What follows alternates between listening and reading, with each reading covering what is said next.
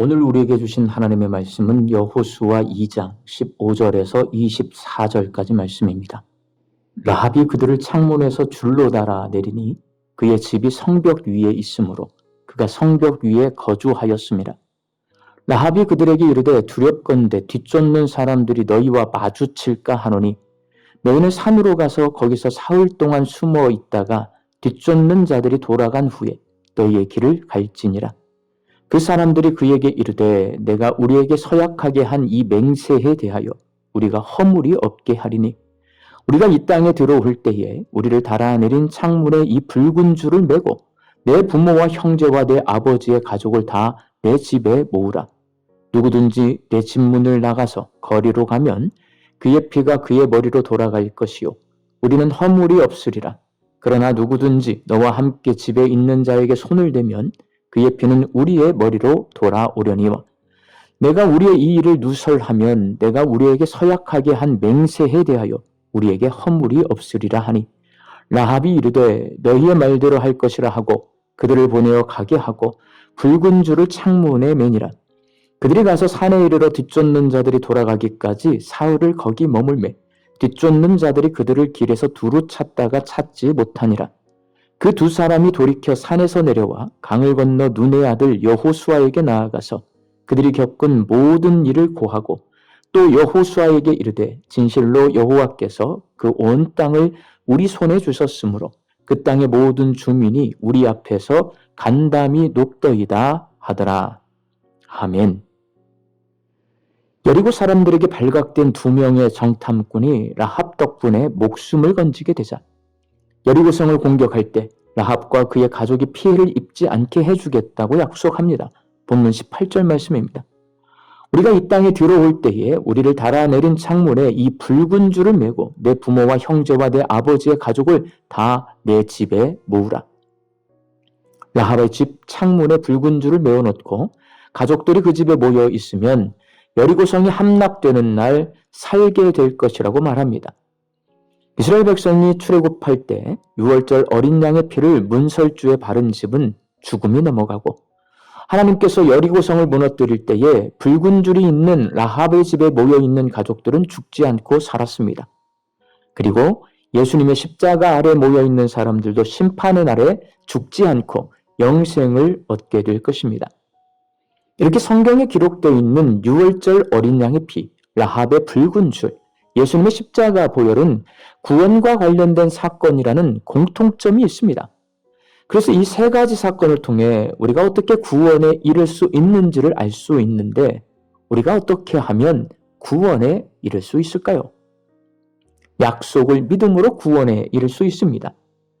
6월절 어린 양을 잡아서 그 피를 문설주에 바르면 죽음이 넘어가게 되고 예수님의 십자가의 피가 내 죄를 대속해 준다는 것을 믿으면 구원에 이르게 된다는 것은 모두 약속을 믿는 것입니다.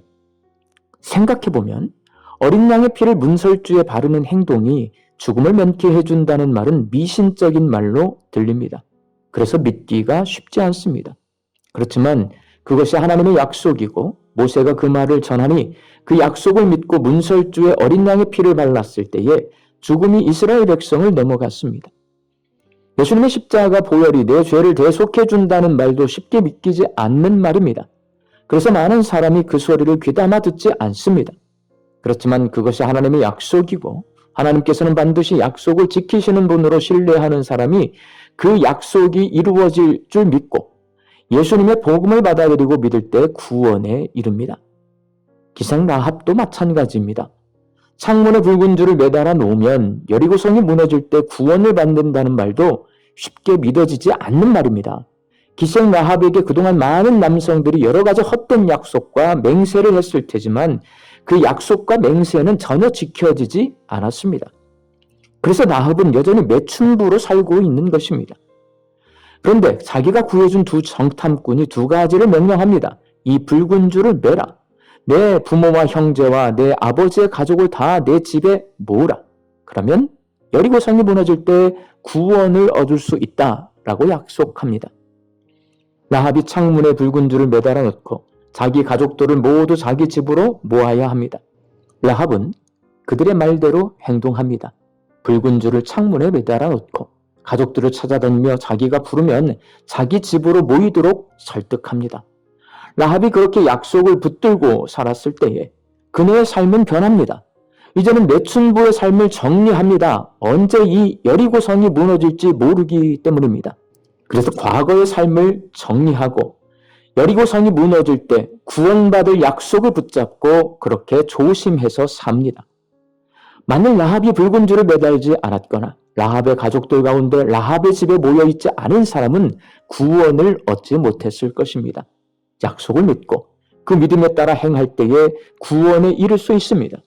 라합은 약속을 붙잡고 구원의 날을 기다리며 믿음으로 살았는데 라합의 믿음은 행동이 동반된 행함이 있는 믿음입니다. 여리고성이 무너질 때 라합은 그 믿음으로 구원에 이를 수 있었습니다.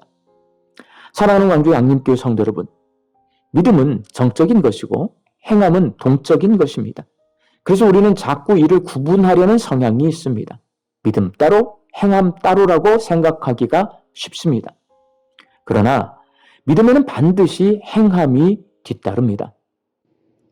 예수님의 십자가 죽음이 우리의 죄를 대속해주고 부활하심이 우리로 하여금 죽음의 권세를 이기게 해준다는 약속을 믿고 성령이 거하시는 성전이 되어 거룩하게 사는 행함이 있는 믿음을 가진 사람은 구원을 선물로 받게 될 것입니다. 라합이 창문에 붉은 줄을 매달아 놓는 것은 예배당에 십자가를 달아놓는 것과 동일하고 라합이 가족들을 그 집에 모으는 것은 예수 믿는 성도들이 교회 공동체에 함께 모여 신앙생활하는 것과 마찬가지인 것 같습니다. 라합이 목숨을 걸고 정탐꾼을 숨겨주고 붉은 줄을 매달아 놓았듯이 예수 믿는 성도들도 예수님의 복음을 믿는 일에 전심전력해야 합니다. 그리고 예수님의 복음 아래 함께 모여 있어야 합니다. 우리 광주 양림교회가 행함이 있는 믿음을 가진 성도들이 함께 모여 신앙생활을 하면서 구원의 은혜를 누리는 공동체가 될 수 있기를 예수님의 이름으로 축원합니다. 함께 기도하겠습니다. 예수님의 십자가 죽음과 부활을 통해 우리를 구원에 이르게 해주신다고 약속하신 하나님의 그 약속을 믿고 예수 그리스도의 복음을 믿을 때 우리가 구원에 이르게 하여 주옵소서. 말로만 믿는 것이 아니라 행함이 있는 믿음을 갖게 하여 주셔서 십자가의 보혈로 대속함을 얻은 저희들이 거룩한 하나님의 백성으로 살게 하여 주시옵시고 부활의 능력으로 죽음의 권세를 이긴 저희들이 예수님을 주인으로 모시고 살게 하여 주옵소서. 이 행함이 있는 믿음으로 이 땅에서 구원의 은혜를 누리며 살아가는 저희들 되게 하여 주옵소서. 말씀 듣고 세상을 향해 나아갑니다. 우리 양림교회 모든 성도가 이 하루도 하나님 주시는 일용할 양식을 거두며 사족과 감사함으로 살게 하여 주옵소서. 흩어져 살고 있는 내 가족과 자녀들이 예수 그리스도의 복음을 믿고 예수님을 주인으로 섬기며 거룩한 하나님의 자녀로 살게 하여 주옵소서. 육신이 연약하여서 낫기를 간구하는 환우들이 있습니다. 예수님의 능력으로 치유함을 얻게 하여 주시고 오랜 시간 침상에 누워 계시는 장기 환우들과 어르신들이 천국 소망 붙들고 오늘 이 하루를 살게 하여 주옵시며 애쓰고 힘써서 돌보는 가족들 위에 새 힘을 더하여 주옵소서. 예수님의 이름으로 기도하옵나이다. 아멘.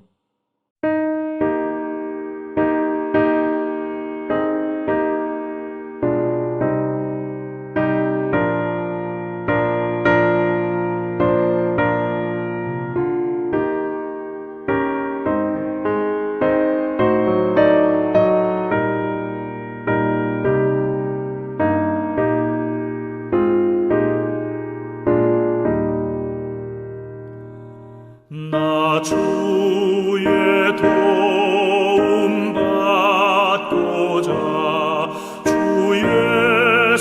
예수님께 빕니다. 그 구원 허락하시사 날 받아 주소서.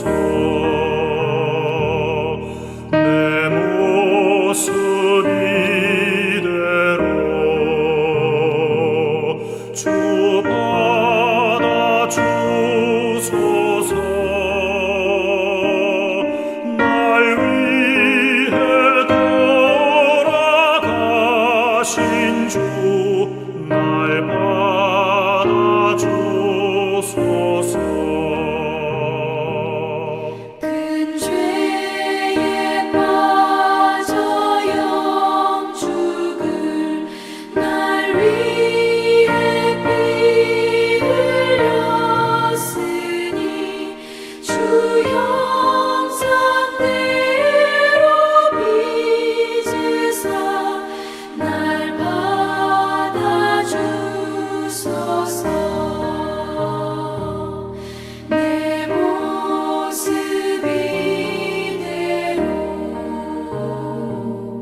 주 받아주소서.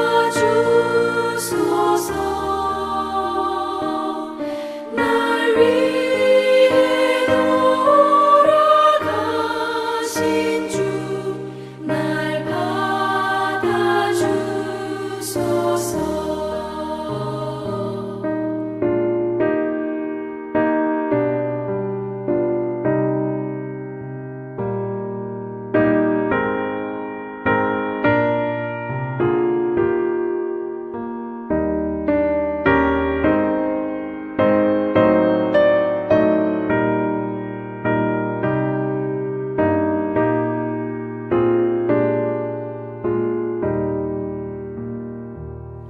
내 힘과 결심 약하여 늘 깨어지기 쉬우니 주 이름으로